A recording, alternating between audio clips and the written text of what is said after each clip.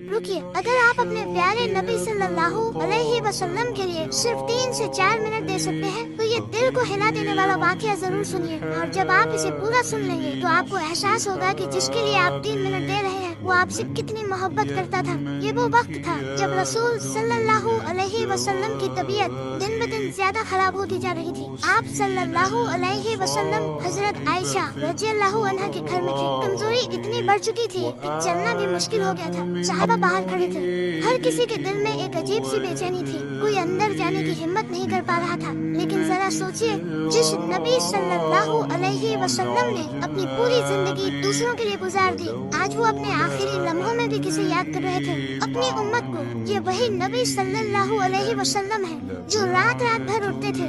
जब पूरी दुनिया गहरी नींद में होती थी तब वो सजदे में गिरकर रोते थे। कभी इतना रोते कि दाढ़ी मुबारक भीग जाती और आवाज में एक दर्द होता, या अल्लाह मेरी उम्मत को माफ कर दे। सोचिए, हम आराम से सो रहे होते हैं और वो हमारे लिए रो रहे होते थे। ये वही नबी सल्लल्लाहु अलैहि वसल्लम है जिन्होंने कई कई दिन भूख में गुजारे। घर में खाना नहीं होता था, चूल्हा तक नहीं जलता था, यहाँ तक कि पेट पर पत्थर बांधना पड़ा ताकि भूख की तकलीफ